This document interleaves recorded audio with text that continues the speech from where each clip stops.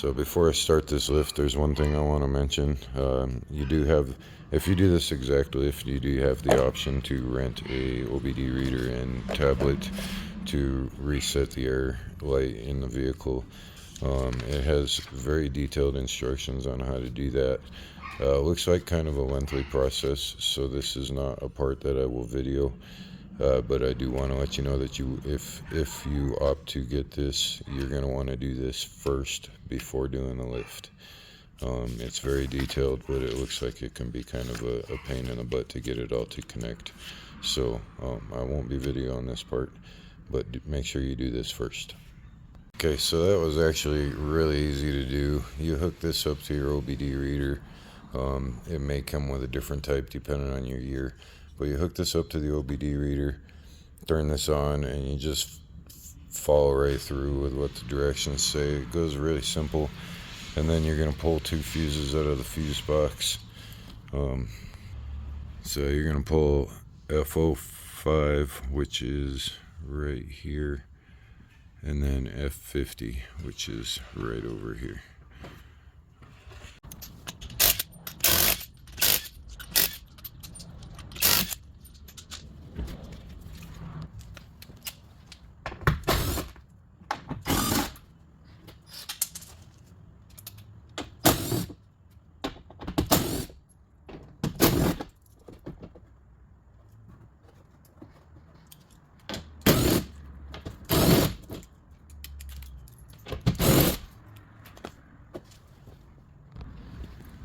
So this top one's a rivet. I'm gonna pull it out. It's a plastic rivet, and then I'll replace it with a push pin when I'm done.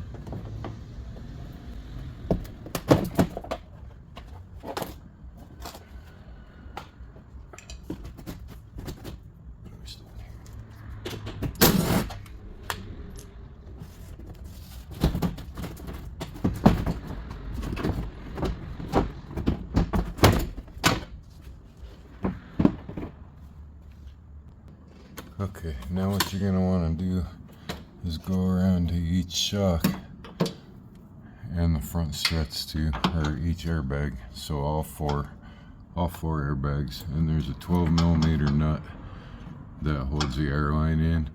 You just want to crack these loose, so they start bleeding the air out. You'll hear it start hissing in a minute.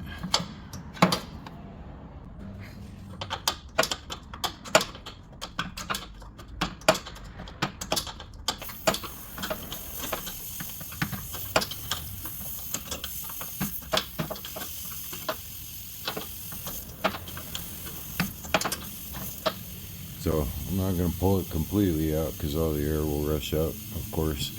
Just do this on all 4, let them bleed out, and then disconnect all 4. The front one's a little bit different, but it's still 12mm.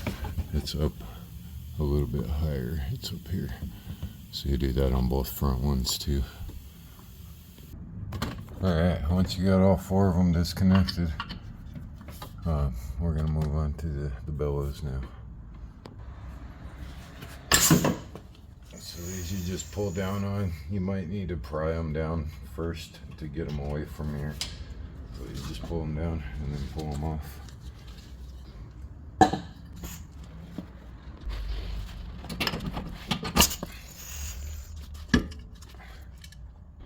Alright, with those out of the way, you want to pull this line down a little bit and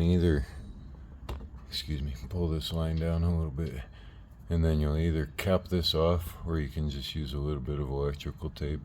That way the option's still there to reuse it in the future if somebody so decides.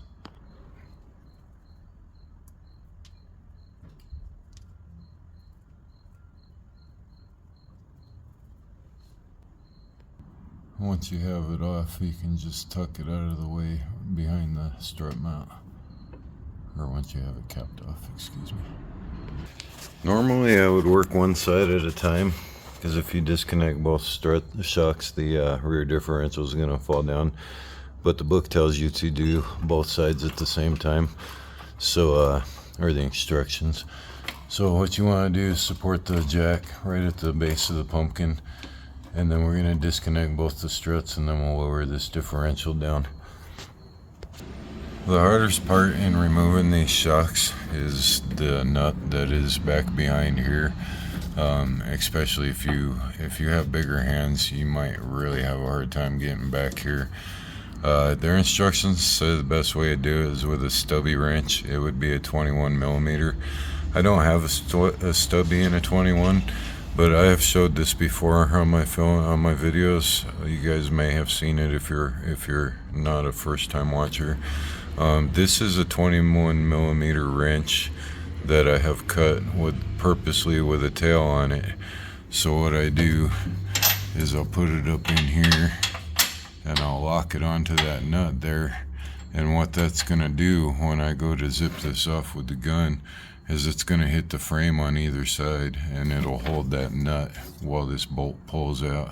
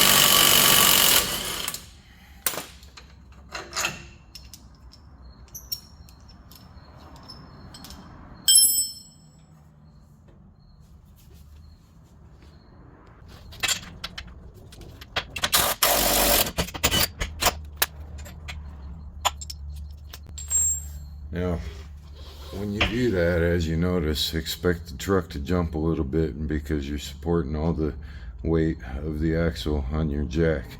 So that's going to make the truck kind of pop up a little bit. So if you're really worried about teeter-tottering, depending on how you have your truck lifted, you might put a jack under the front as well to support the front end so you don't go off your lift.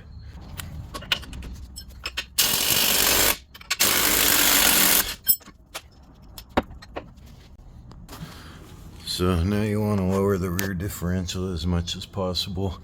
You want to watch all your hoses and anything else that might be stretching. You want to just take it down as far as you can.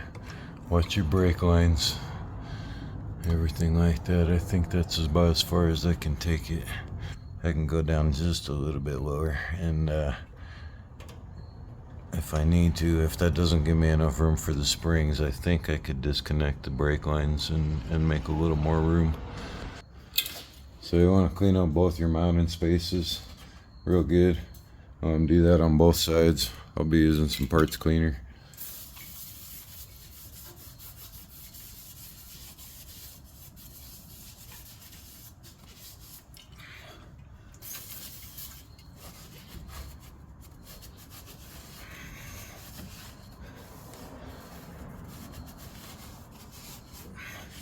Do that on both sides. Alright, so depending on the year and depending on the kit, you're going to have 2 springs and 2 isolators, and you might have 2 spacers. The isolators are going to go on top of the spring. They're going to sit up here. And if you have a spacer, the spacer is going to go on top of the isolator. So when you put it in, the spacer is going to sit inside there, and the isolator, and then the spring. In this case, we only have the isolator and the spring, so it'll be the isolator and then the spring. The small side of the spring is going to go down on here, so make sure you're lining up with which direction the words are going. The upside is the bigger side.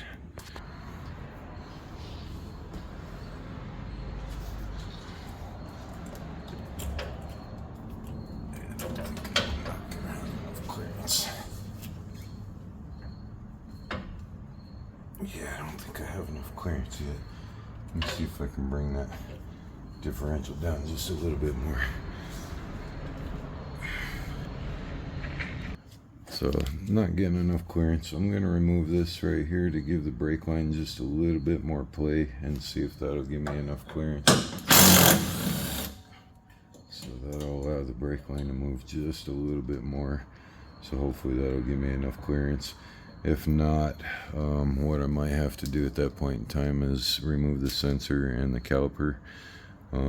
It doesn't say any of this is needed to be done in the directions, but obviously you can see the problems I'm having. I've now got it as low as I can go without disconnecting the sway bar links or the brake line and sensor. So we'll give it another shot. If this doesn't work, I might just use some compressors, or we can also disconnect the sway bar links on both sides, remove the caliper, and get a little more room that way. But let's give this a shot.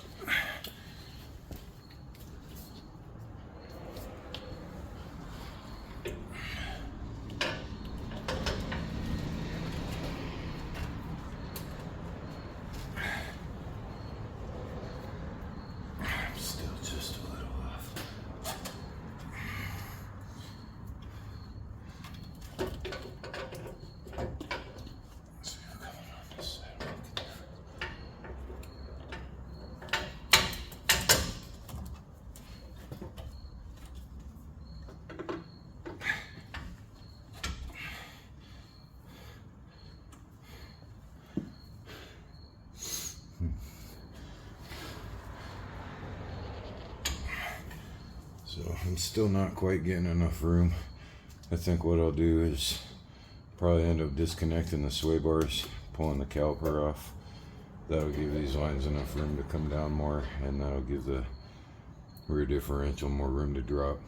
If you do this, if you disconnect the sway bar links, be really careful, because it's going to make the axle teeter-totter. So make sure you've got it supported right in the middle, supported good, so you don't let it drop.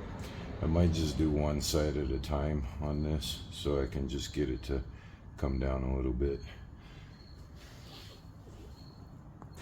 Alright, what I've decided to do, I'm going to approach this side by side for these springs. I went ahead and supported this end of the differential. That way when I disconnect the sway bar, it doesn't just drop on one side. I'm going to leave the other side sway bar connected for now. And like I said, just do this one side at a time. I believe it's going to be easier to disconnect the sway bar from the top, and then we'll just jack it up once the spring's inside and reconnect it. But that's going to be I think that's going to be the way that I'm going to approach this. Again, this is not in the directions. In the directions it says just to lower the axle down, but as you can see, I can't get the spring to fit in there. So without using compressors, because not everybody's going to have spring compressors, so I want to show you how to approach this without having to use compressors.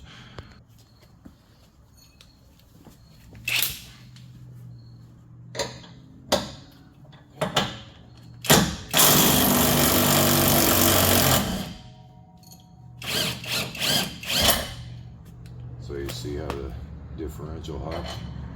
That's why I only want to do it one side at a time. So now I'm going to lower this jack down a little bit. I've got enough play here, I think, still, that I can get a little more room. So I'll go ahead and lower this side down a little bit.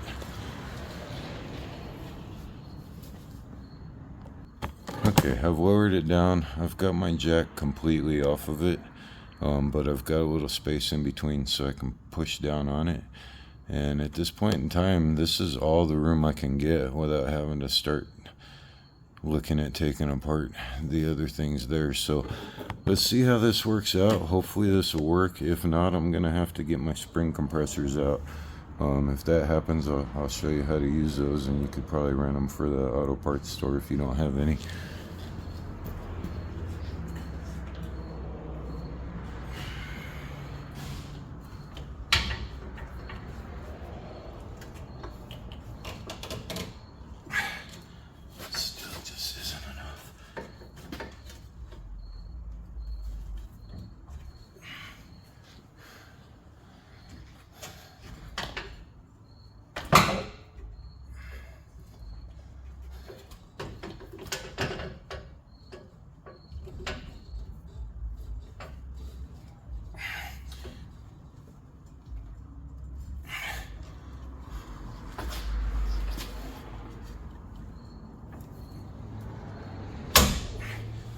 So I just got to get it over one more bump. If you're trying this like I am, be very careful with your fingers. I don't know if I'm going to be able to make that other bump. These springs are really tight. They're really hard to do, but let's see what we can do here.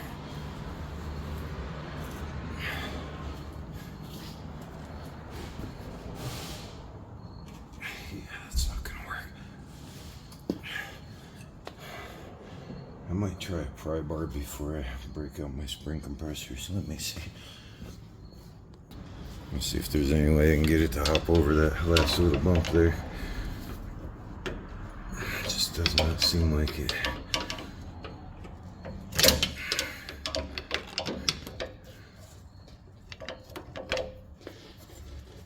That was close.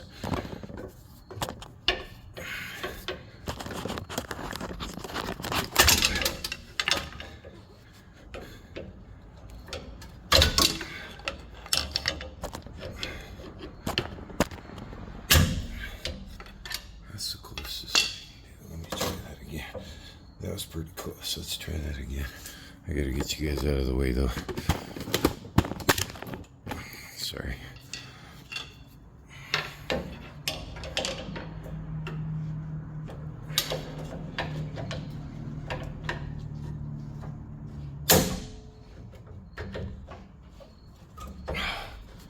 Boy, that's really close.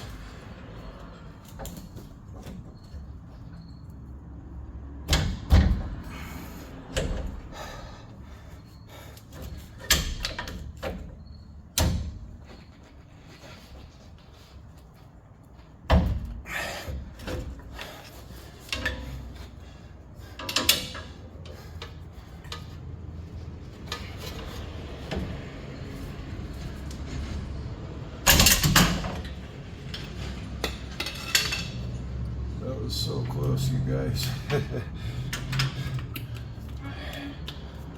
Let's try that again.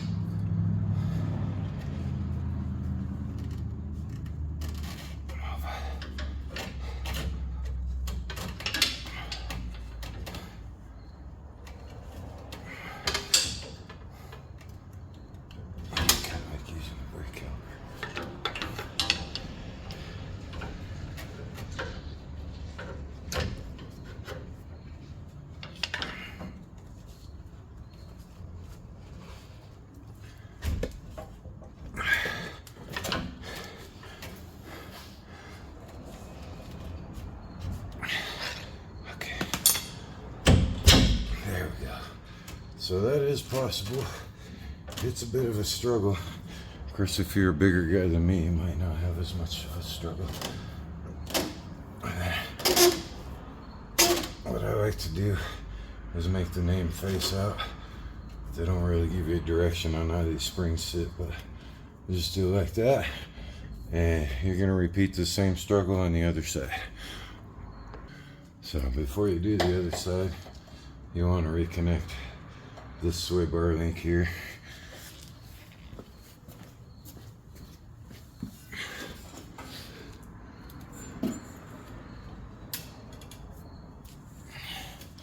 Let's see if that's enough.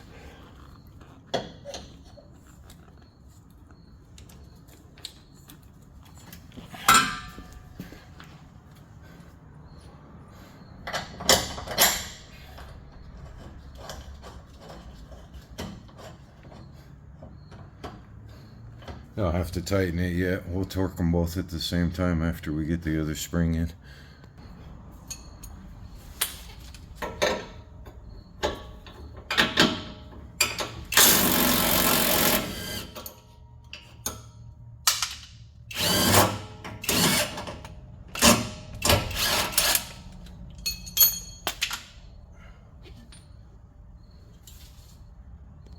Alright, same concept on this side.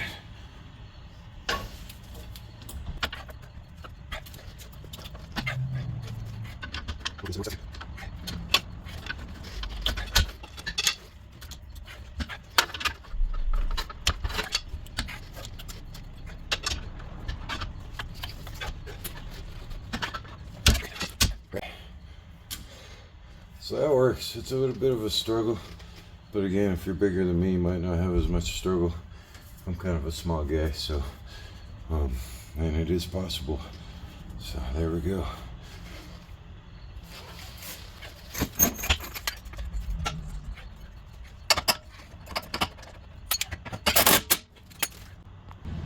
Okay, so I found out on the next page of the directions that the lower coil of the spring should be facing the back of the vehicle.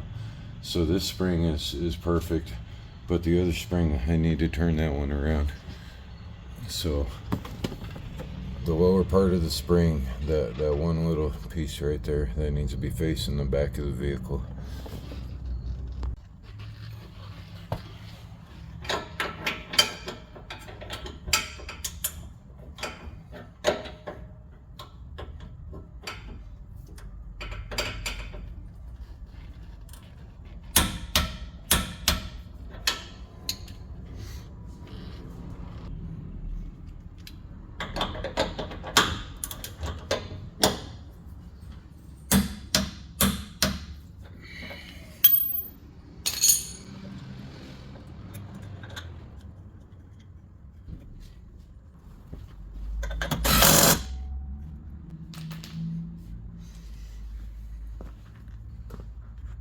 Alright, now you want to bring that rear differential up just a little bit because we're going to put the shocks in. So we need to make sure that they line up. We might have to raise it a little bit more. Alright, so when you get your shocks, they're going to look like this. You're going to have a boot and a zip tie. The boot has got a couple grooves in there. They're going to line up with the grooves in here. So you just slide that over. Get that started on there.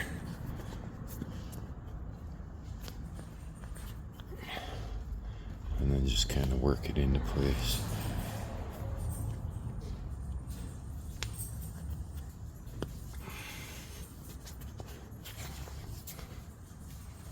And then you'll get it lined up. Okay. And then you're going to pull this down a little bit. And we're going to put the zip tie right there.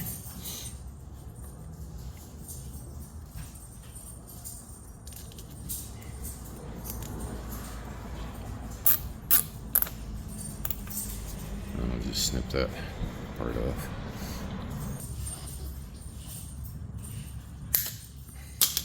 Okay, so with these shocks, a lot of people, they want to put them with this side up. That's not how these ones go. They're gonna go this way with the boot on the bottom.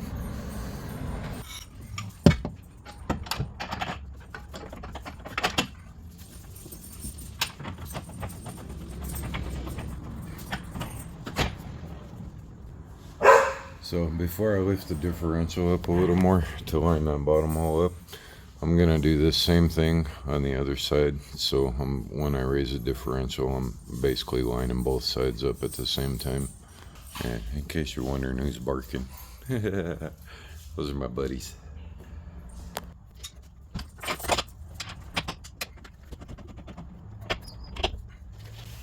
Okay, so now we'll raise the rear differential a little bit so we can get these going. It might take you a couple tries of raising and lowering it on each side to get them lined up. I'll just start with one side, get the other side.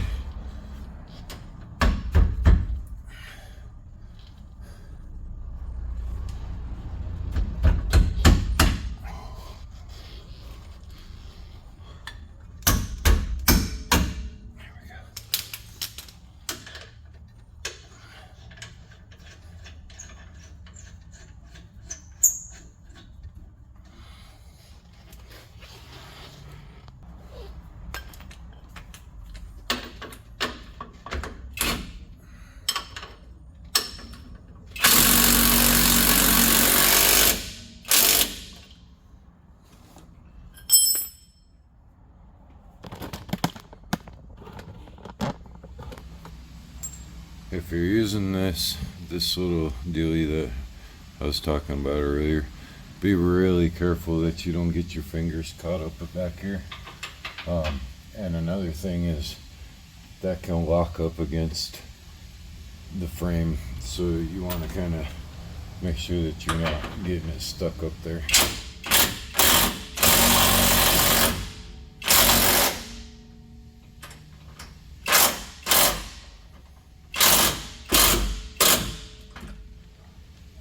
So what I'll do sometimes, if that happens,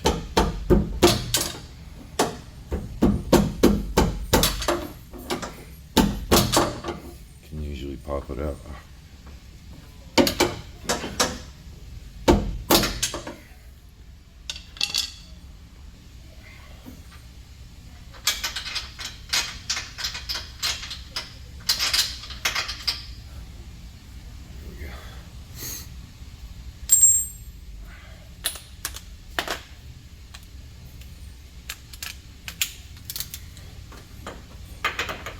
Torquing this one's hard because that top bolt might not be set right.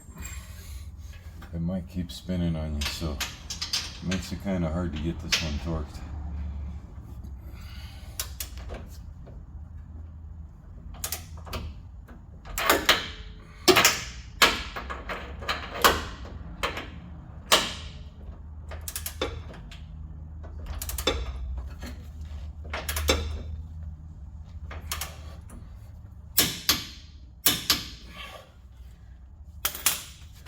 And then I'll just pop it off again.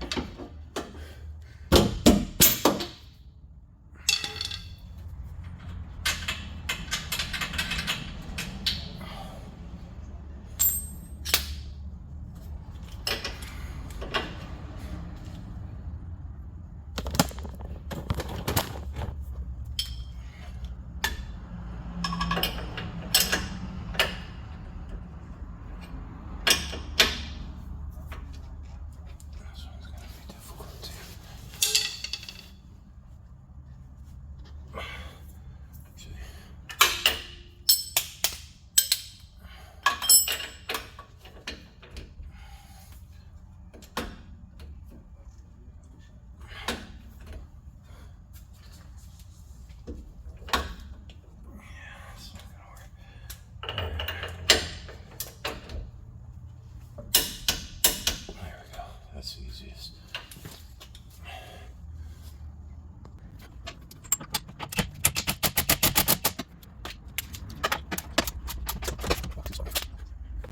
Let's put that lower bolt in before we torque that. So we gotta lower the differential just a little more.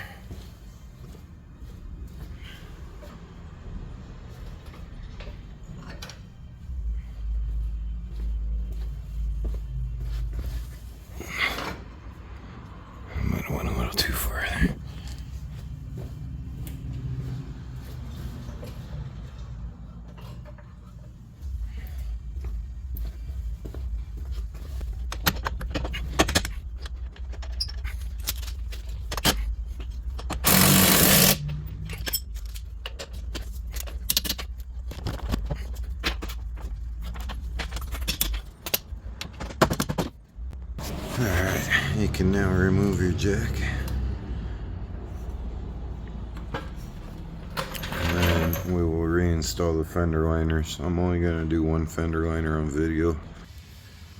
I want to take one quick minute because some of you are going to have spacers on top of that spring, and there's no way you're going to be able to get that in without compressing the springs. So what you're going to need is some spring compressors. Usually there would be 2 of these.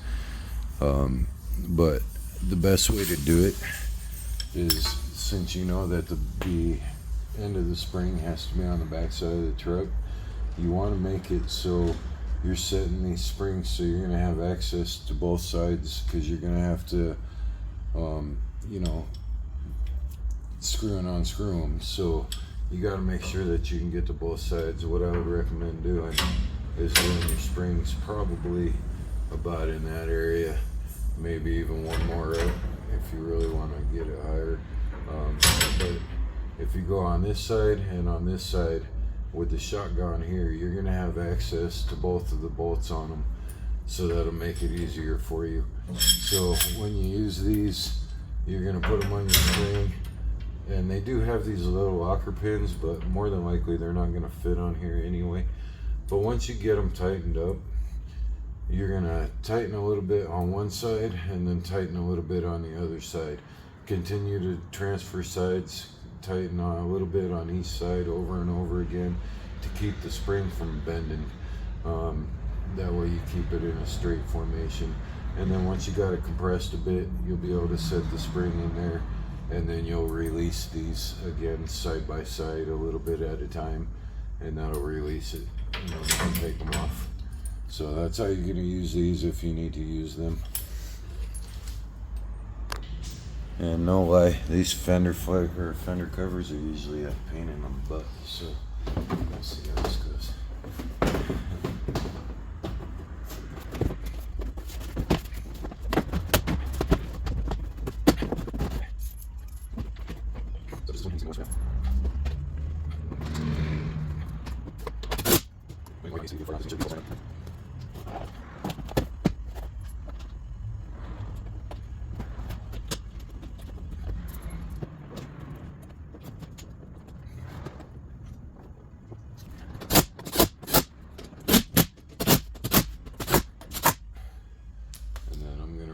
This one with a little push pin.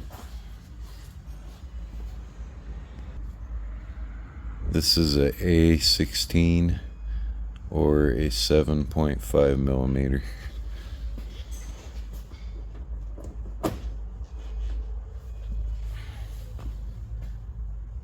Alright, so we're going to begin on the front end. I read over their directions a little bit. There's a couple things that kind of concern me. I'll try by their directions and see how it goes. For one, they don't say to disconnect the sway bar links, they say to disconnect the sway bar mounts. And for two, they don't tell you to pull the CV axle nut.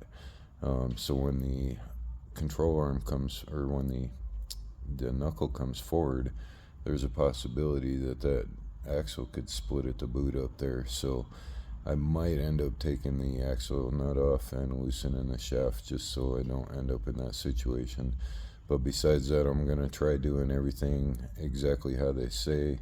I kind of think I'm going to hit some problems, so there might be a couple things that I do that they don't mention. And if I do that, I'll point it out to you.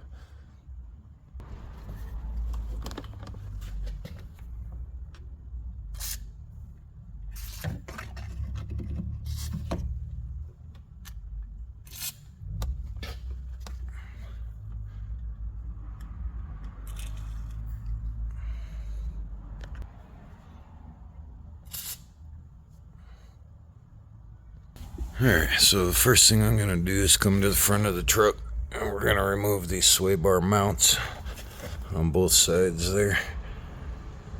I probably won't be able to video this too well, but once you got those removed, you'll just let the sway bar hang.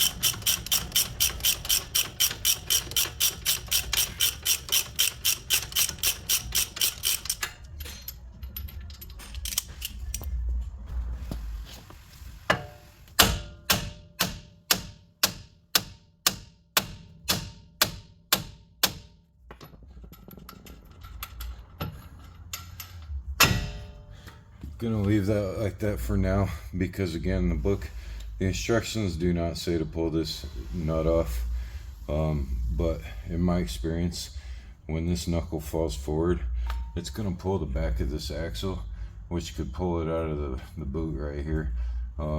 So first I'm gonna go ahead and disconnect everything else, and then I'm gonna get a zip tie, or not a zip tie, but a bungee cord. That way that I can control this knuckle more. I'm gonna try it their way first, but I have a feeling that I'll end up removing this.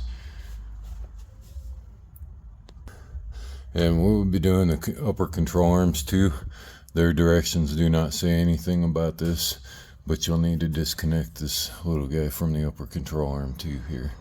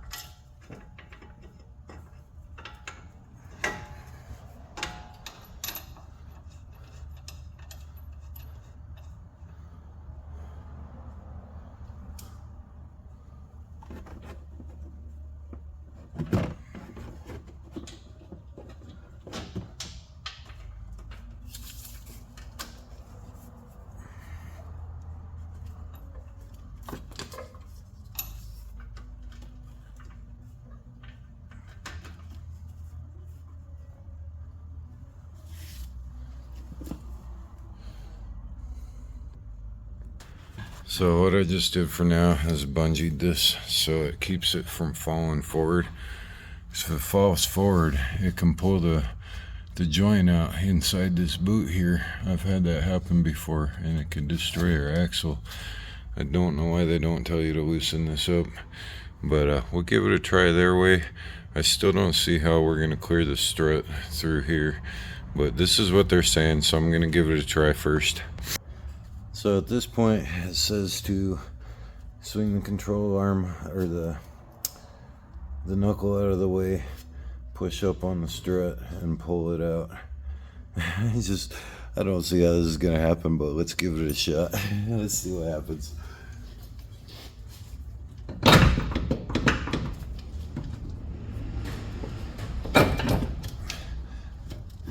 So, yeah. Without removing the tie rod, I just don't see how this is gonna be possible. So we're gonna go ahead and remove the tie rod.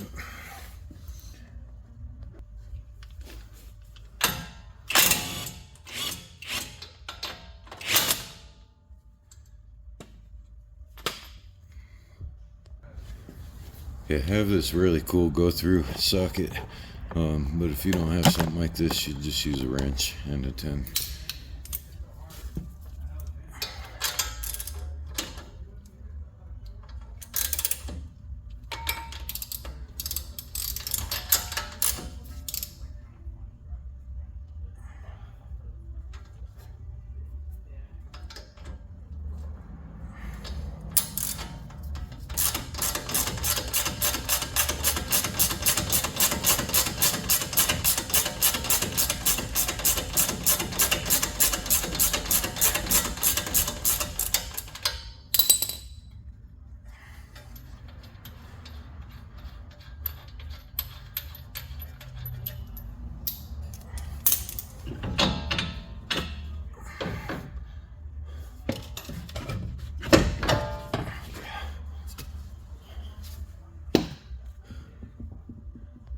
So if you're doing the upper control arms, which we're going to be doing in this video, they say at this point to mark where this upper control arm is so you get the other one in the same spot.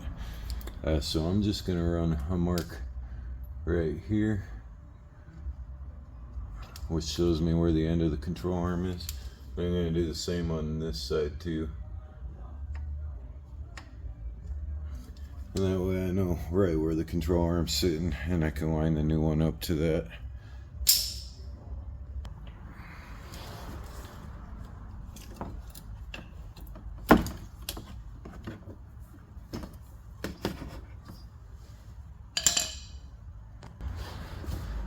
Now there is a nut on this other side too, but it has a little locker, so it should hold itself down. And I don't have an 18mm wrench, I broke it, so I'm going to do this with my socket.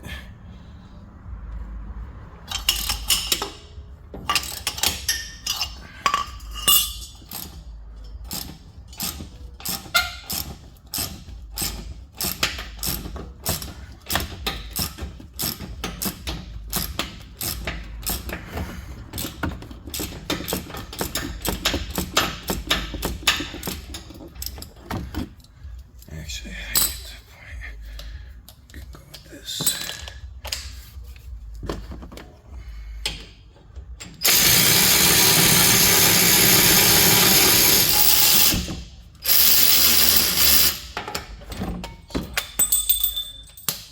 That was that locking nut I was going to try to show you.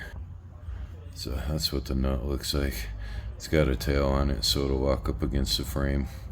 That way you don't have to try to get a wrench on it. And the other side is going to be the same.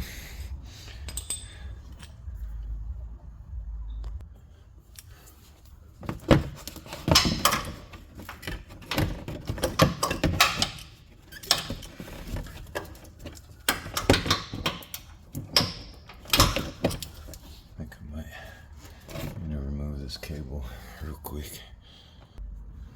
So a ground cable here, it's a 10mm, just in case I forget to list it. Pull that off and slide it over.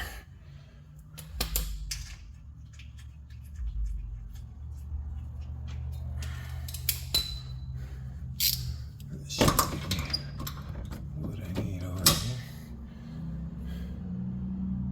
A second.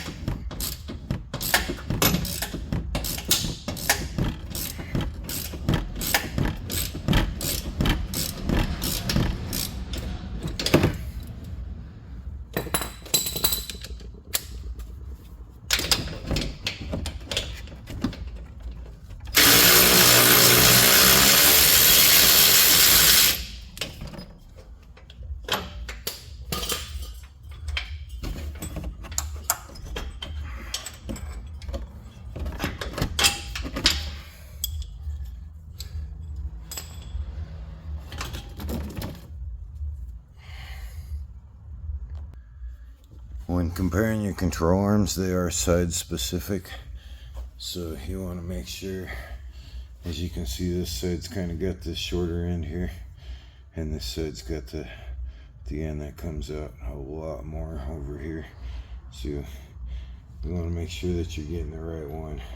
So as you can see, it's going to be this one here.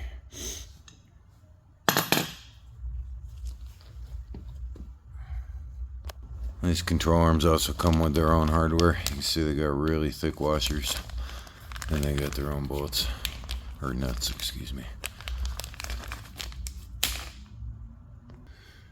Alright, so when you go to slip your new control arm in, sometimes these aren't quite wide enough, these mounts.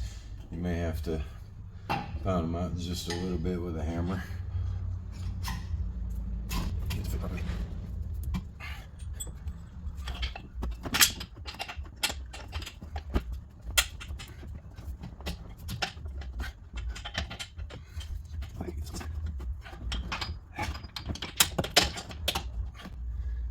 Now this washer on this side is going to be the hardest one to get started. What do I do with it? Because there's not much room over here, so you kind of got to hold it in place and get it started.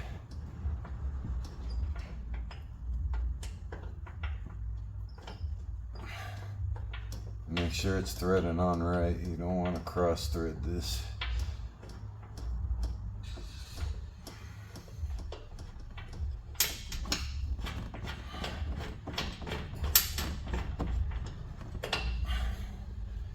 Okay, get the other side started.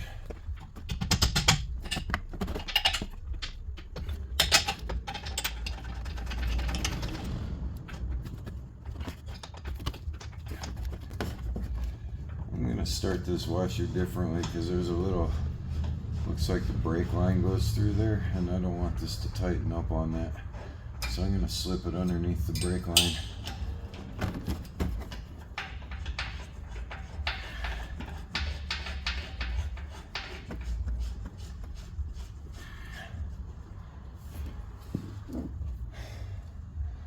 Okay.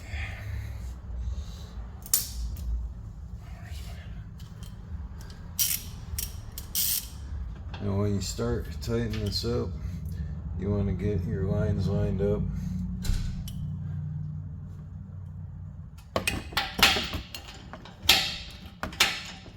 Except for I got the wrong size here.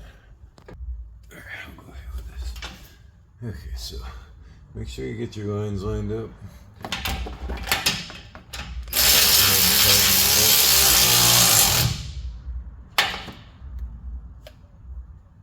Again, making sure that your lines are in the same spot. Should be good.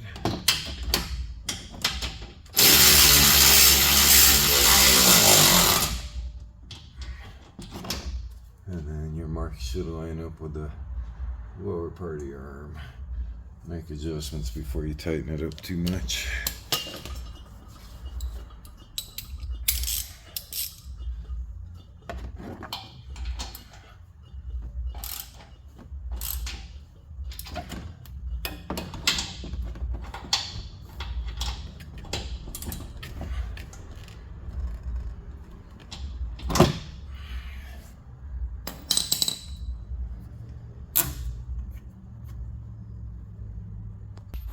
Okay, so if you are doing the upper control arms, you may have come into the same problem that I have. There's no hole on that one like there is on here for this. So we are calling them to find out what to do about that. In the meantime, I'm going to go ahead and install the strut. I don't want to torque these down yet because I'm not 100% sure that we'll be keeping these arms yet. So let's go ahead and move on to the strut for now. Before you put the strut in, make sure you pull this line down and then seal it up again, and you should be able to just leave it there. It's not going to get in the way of anything or hit on anything, but make sure you cover up this hole so nothing goes up in there.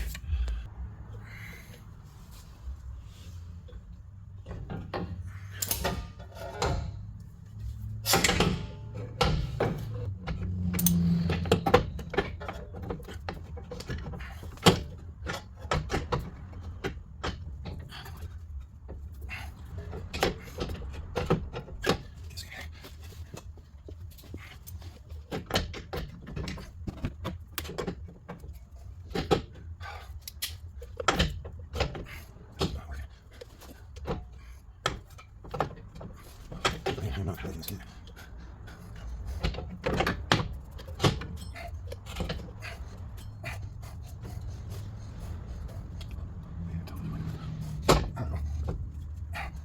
So we should be able to push down on this. Oh, there. I'm not seeing that happen. So I'm gonna get a right.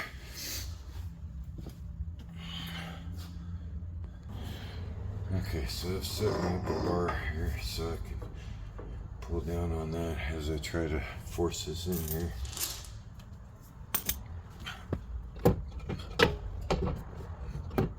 It's a pain in the butt. Okay, let's go get some force down. Just not happening. Okay, let me figure this out. Alright, so I went ahead and put one of the top nuts in slightly for now, just to kind of hold it there so I don't have to keep fighting to get it in these holes. I'm gonna do that with a couple, with the two back ones too.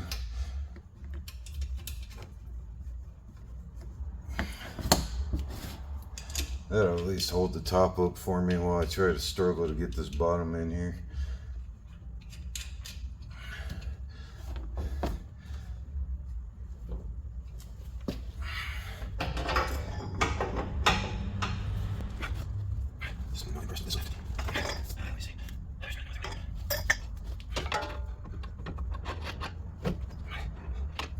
Close.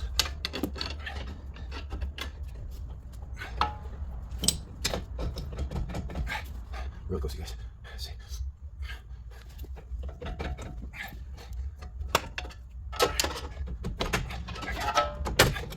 Okay, there we go.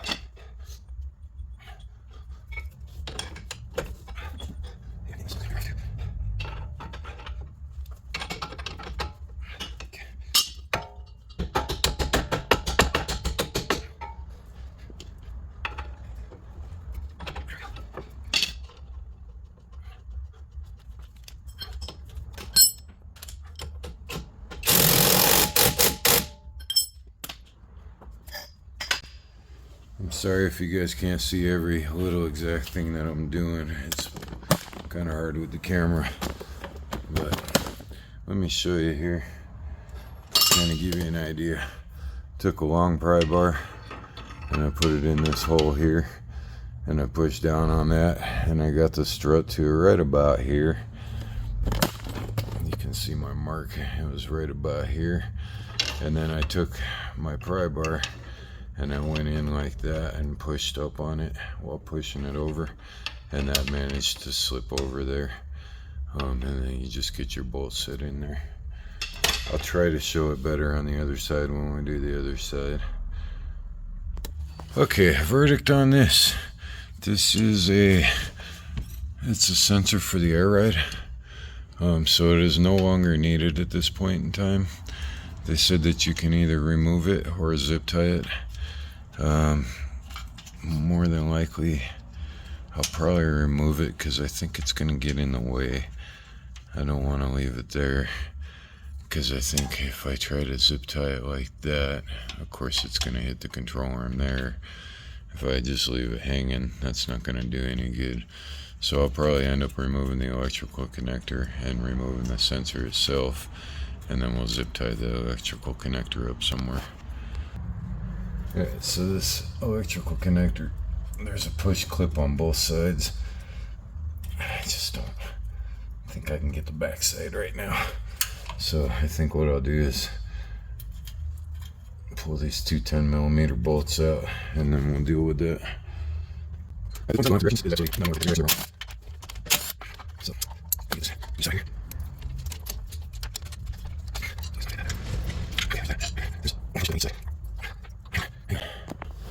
This is really making it hard to video too. My video angles have got to be horrible. I'm sorry, you guys. I'm not doing it on purpose.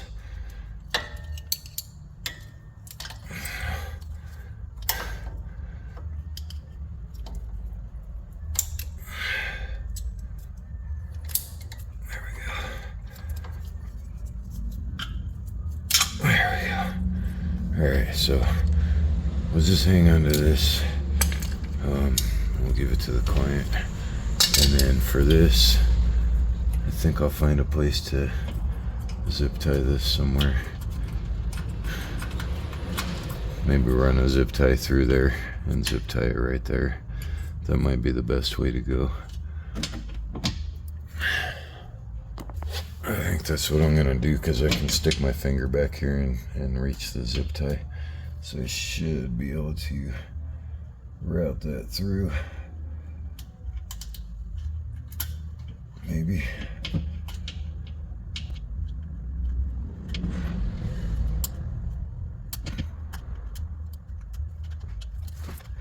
Still seems to be working. I'm just surprised. Come on, one side of it.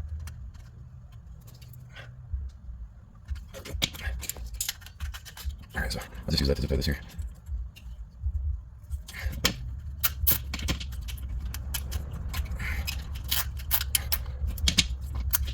That'll work. We're gonna tuck it in next to you. Alright, I should do the trick for that.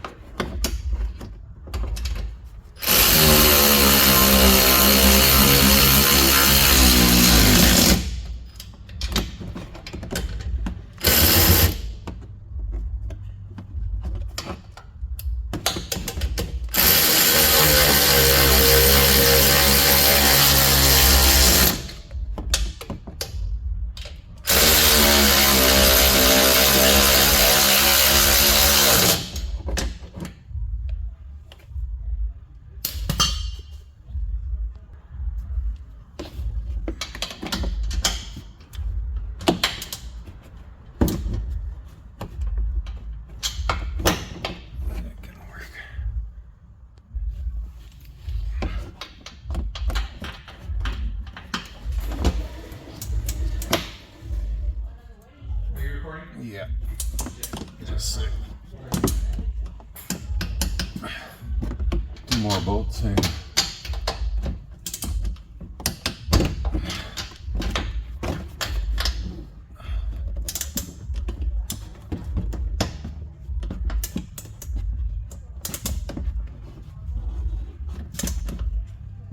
Come and get me when you're ready to work.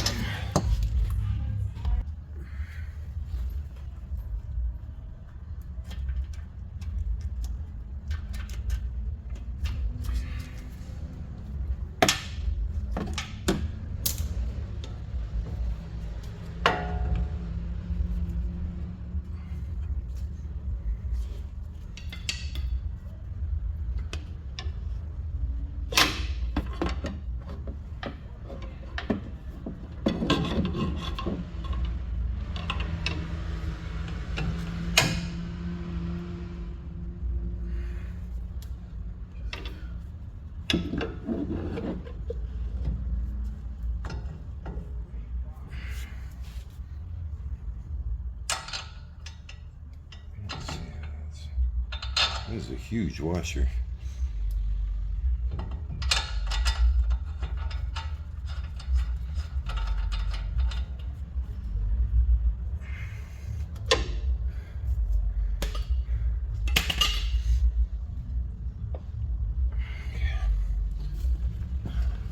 Before we tighten this up, we're going to put the tie rod back in because that'll keep it from turning while we're tightening that.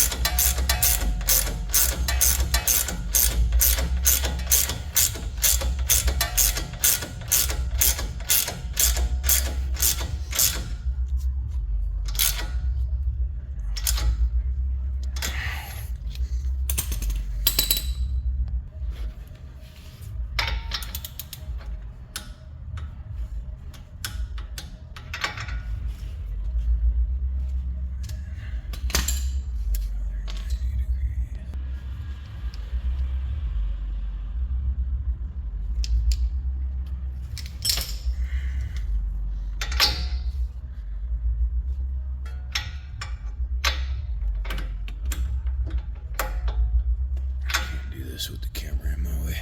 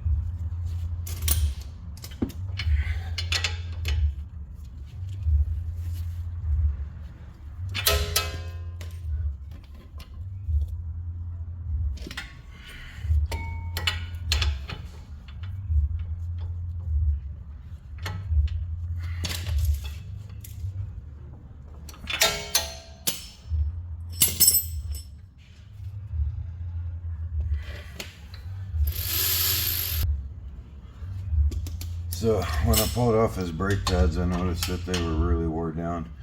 So I'm going to be throwing some new brake pads on this as well. I'm going to go ahead and compress the caliper now.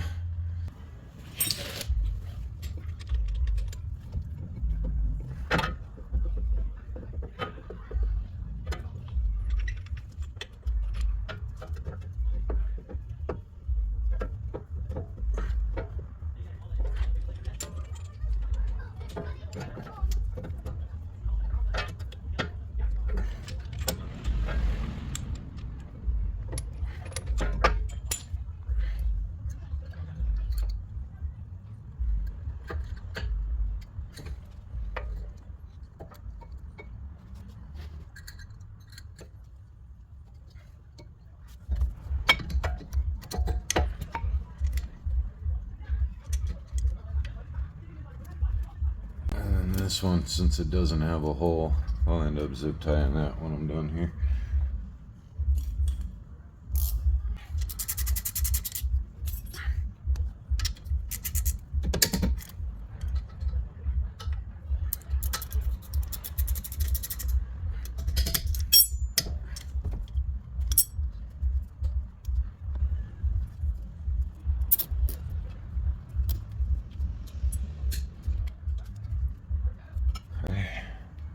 There's that side. I'm sorry this side wasn't recorded very well. It was kind of a challenge, so I'm hoping to record a little better on the other side. I probably won't talk as much though. Just real quick, I want to show you what kind of workroom I have over here. It's going to be hard for me to do the camera thing, but I'm going to do the best I can for you and see if I can do a little better than the other side.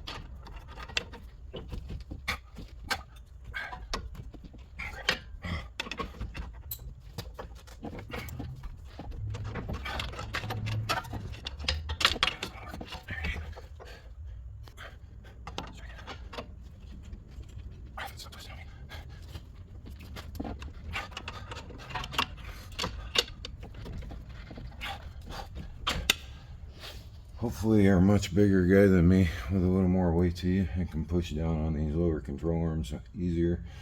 A friend would come in very handy at this point in time. Try this way. I just can't seem to get this one in for some reason. It's not working for me at all. There we go. Okay. Let me show you how I got this bar set up. See that? Pull up and down on that there. That helped. Gonna use that same setup to put this bolt in on the lower mount. So you're not going to be able to see what I'm doing too well, probably. I can't have the camera over on this side.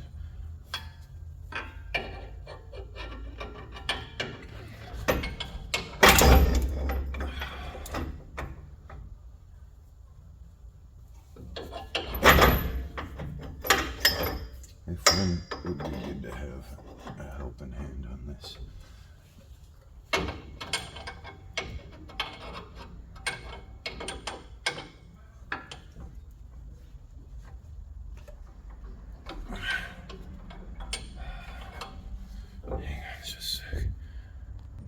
Bit of a struggle, but I got it.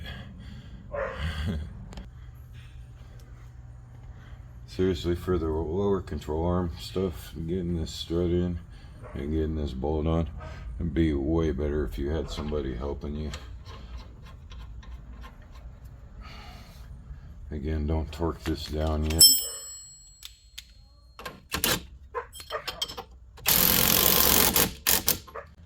So I like to tighten it and then loosen it up just a little bit so you torque it when it's on the ground. Okay, gonna brush back from it.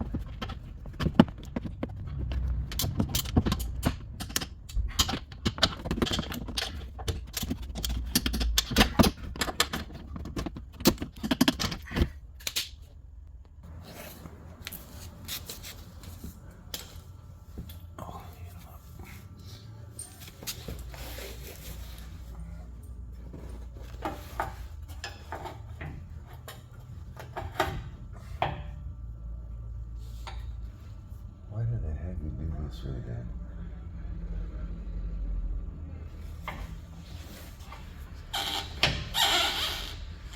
That makes no sense.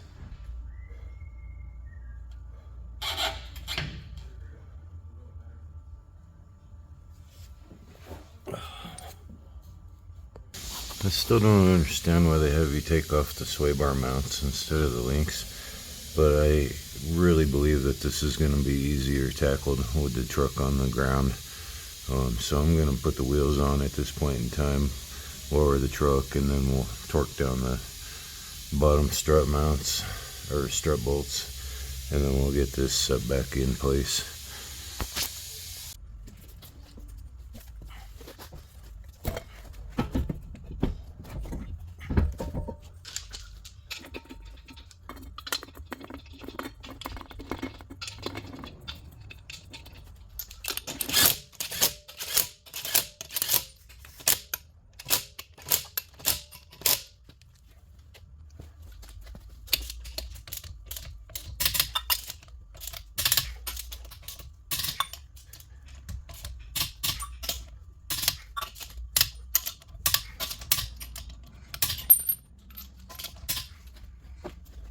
Alright, with the vehicle back on the ground, should make it much easier to put that sway bar mounts back on, and then also torque down both of the lower strut bolts. And then the book does say when you're done with this to double check the upper ball joint nuts. It says that they can come loose when you lower the vehicle back down. It's going to be kind of hard for me to video this, but I'll do the best I can. Let's give this another try.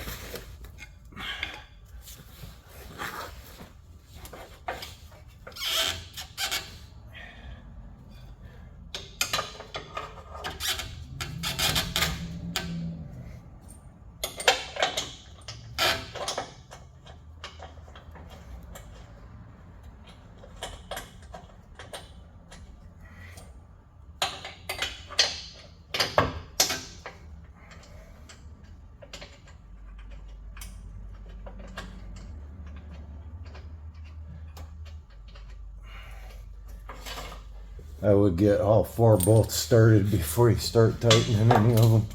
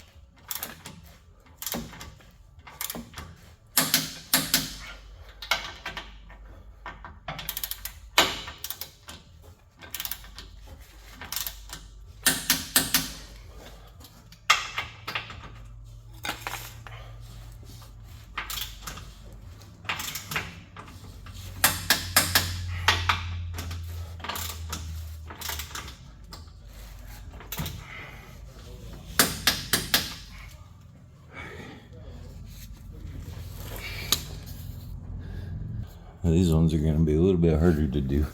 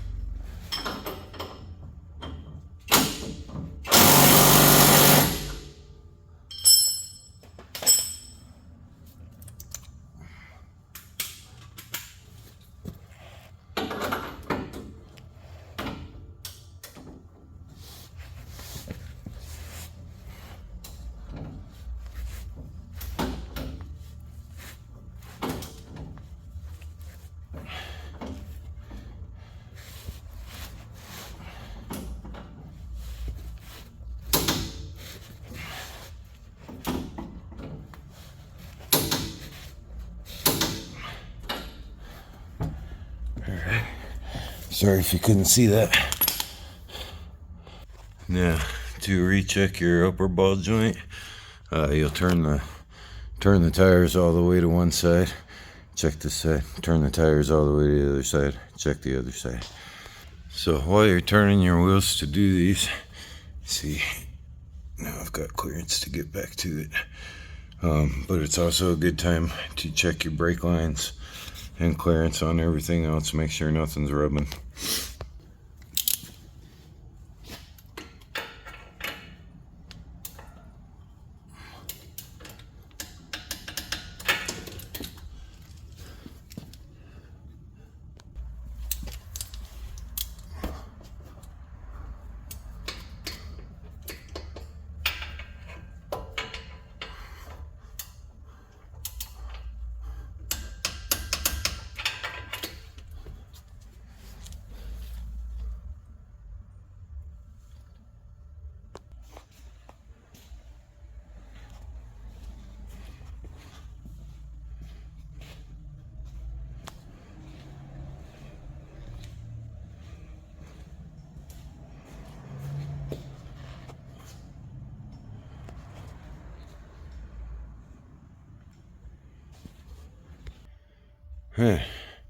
Once you got all this finished up, you should be done now.